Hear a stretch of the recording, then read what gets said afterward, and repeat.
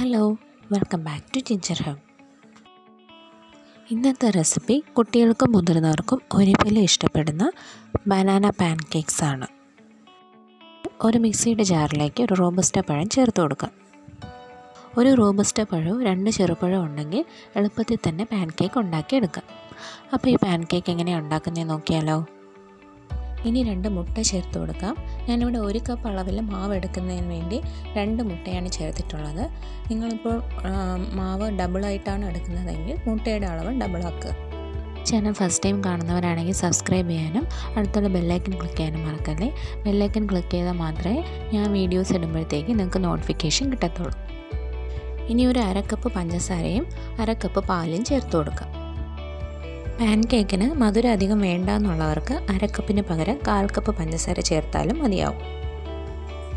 ഇനി ഒരു ഫ്ലേവറിന് വേണ്ടിയിട്ട് 1 ടീസ്പൂൺ വാനില എസൻസ് ചേർത്ത് കൊടുക്കാം.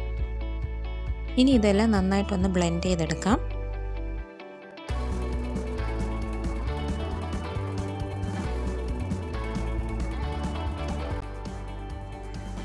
ഇപ്പോൾ ഇതെല്ലാം നന്നായിട്ട് ബ്ലെൻഡായി കിട്ടിയിട്ടുണ്ട്.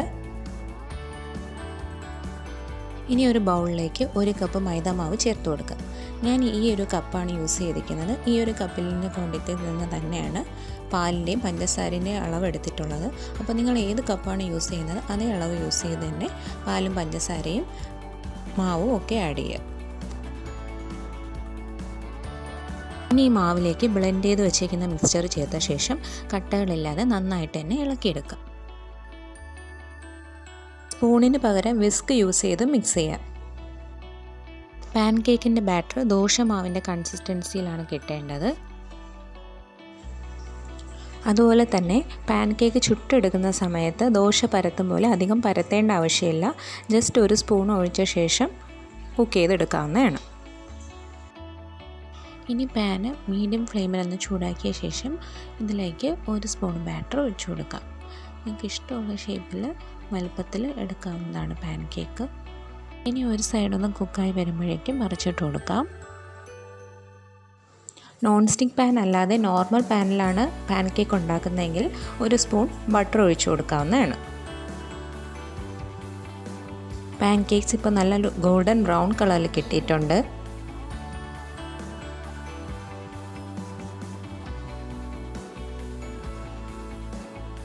ഇതുപോലെ 2 സൈഡ് കുക്ക് ചെയ്ത ശേഷം പാനിൽ നിന്ന് മാറ്റാം. ഇനി ബാക്കി ബാറ്ററിൽ നിന്ന് പാൻകേക്ക് ഇതുപോലെ ഉണ്ടാക്കിയെടുക്കാം. അപ്പോൾ ഈ ഒരു ബാറ്ററിൽ നിന്ന് എനിക്കൊരു 7-8ഓളം പാൻകേക്ക് ഉണ്ടാക്കാൻ പറ്റി. പിന്നെ പാൻകേക്ക് ഒന്ന് ഫ്ലഫി ആയിട്ട് കിട്ടാൻ വേണ്ടിയിട്ട് വേണമെന്നുണ്ടെങ്കിൽ 1 ടീസ്പൂൺ ബേക്കിംഗ് പൗഡർ ആഡ് ചെയ്ത് കൊടുക്കാവുന്നതാണ്. അത് ഓപ്ഷണലാണ്. നിങ്ങൾക്ക് ഫ്ലഫി ആയിട്ട് വേണ്ടാന്നുണ്ടെങ്കിൽ ഇത് അവോയ്ഡ് ചെയ്യാവുന്നതാണ്. മൈദമാവ് ഉപയോഗിക്കാൻ ഇഷ്ടമില്ലാത്തവർക്ക് ഗോതമ്പ് മാവ് ഉപയോഗിക്കാം.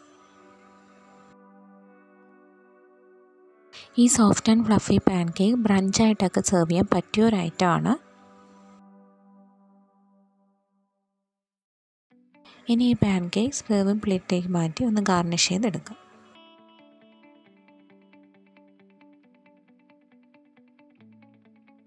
ഇനി ഈ പാൻകേക്സിൻ്റെ മുകളിൽ ഹണിയോ മേപ്പിൾ സിറപ്പോ ഒഴിച്ചു കൊടുക്കാം.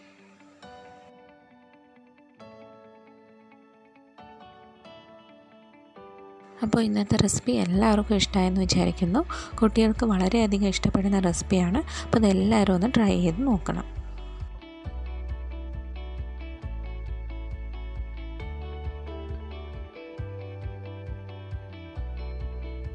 വീണ്ടും നല്ലൊരു റെസിപ്പി ആയിട്ട് കാണുന്നവരെ ബൈ.